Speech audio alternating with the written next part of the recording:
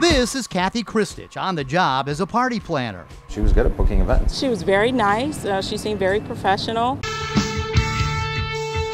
But Kathy Christich is a fake. Did you have any idea that she had another name? No, not that I was aware of. No.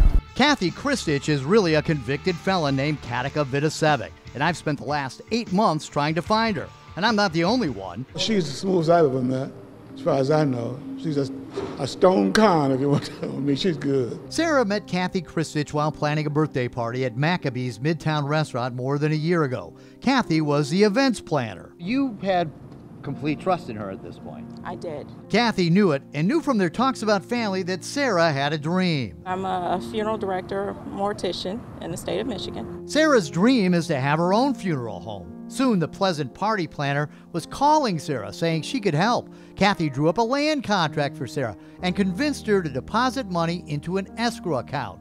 But the offer on the funeral home wasn't accepted, and the deal and the money vanished. And then I found out that she has another name. Sarah discovered Kathy is really Katica Vidasevic, convicted of aggravated stalking and charged with other felonies. Sarah filed a police report and contacted me. I sent an undercover cameraman into Maccabee's. Kathy was still doing her event planning there, but wouldn't be for long. Just days after this meeting, Kathy was arrested at the restaurant for violating her probation. People at Maccabee's were stunned.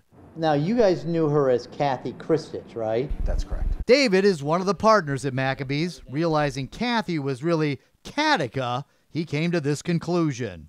Booking parties was a means to her having access to customers and their resources. And David thinks he figured out why the restaurant's accounting always seemed to be off. She did have access to checks, yeah. And you guys have filed police report on her. Yes. Kathy/Katica was released from Wayne County on bond, but due in Oakland County Court in late January. There, she's charged with felony larceny in a building and felony financial transaction device stealing without consent. Kathy called my producer, promising an interview with me before court. But then Kathy didn't show up, saying she was in the hospital. I expect to be kept updated with her medical issues. I'll do my best, Your Honor. And as it turns out, this seems to be a pattern.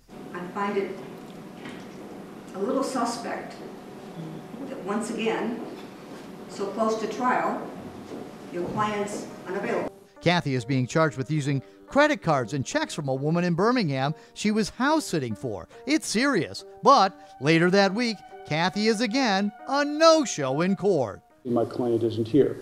She is still a patient in the hospital. But Judge Martha Anderson is way ahead of the game. She's found out this. She's there, from what I can gather here, for observation. She has not been admitted as a patient. A bench warrant is issued. Just a few days later, my cameraman catches this curious sight. That sure looks like Kathy walking down the street. She looks pretty healthy. But just days later, Kathy is again a no-show in court, this time in Wayne County. I did receive a fax, I believe it was from Ms. Vidasevic or her family, stating she's ill, but I have no actual documentation. Again, another warrant is issued. Next up, Kathy is due in civil court. Sarah is suing for the escrow money. Katica says she's too sick to show up, but her attorney argues Kathy's case. Sarah argues hers and provides documents. A consent judgment is ordered for Kathy to pay up. Judgment will enter for $3,517.39. Payments to be made in installments in full on or before May 5th, 2017. She had an attorney in the courtroom to represent her, and then they find out she's not going to show. I don't believe anything's wrong with her. And Ali would agree. She seemed very nice, very personable. During the time she was too sick to make any of her court appearances, Kathy Christich showed up at Ali's Midtown restaurant, Starters, to sell him advertising. Her business was called Q Connect. Kathy had reinvented herself as being hooked up with the new Q line, and for a fee, Ali could get ads on the rails. So you gave her $900, she cashed a check? Yes. And took the funds? And you haven't gotten anything? No. She also hit up other businesses. Jason, the owner of Bob's Classic Kicks, recognized her from the restaurant down the street.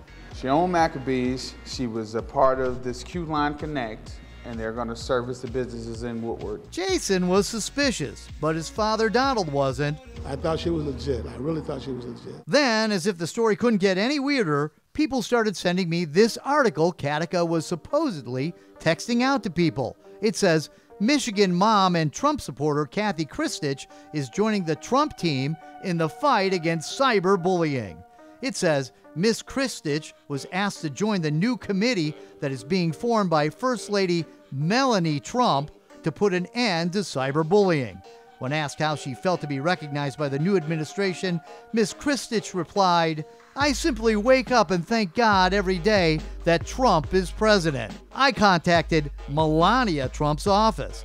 They said there is no cyberbullying committee. Sensing another new Kathy venture, I decided it was time to put the pressure on. I went to the addresses she had listed on her court papers as her home. I'm looking for Kathy Kristich. Is she here? Hello? Nobody would talk to me, and her family even called the police on me. Finally, Kathy calls me and blames all her problems on Sarah. I'm not afraid of the law. I want to face everything if I've done anything wrong, but I'm afraid of her. Kathy says she's paid Sarah the $3,500 back in full as ordered by the court. Has it been registered with the court that she's been paid? That I don't know. Sarah says she hasn't received any of the judgment. Did you misuse some of the money that you were taking from Maccabees? Did you steal money from them? No, I did not. What about the lady that you're being charged with in Oakland County? I cannot discuss that case with you. Kathy even claims she didn't know I've been looking for her since November. I don't believe you didn't know I was looking for you. You knew I was looking for you because you talked to my producer. Hold on a second. That was the one time for court. You were pursuing other people. I did not know you were looking for me. Kathy promises to do an on-camera interview, but just like every time she's been doing court, she never shows.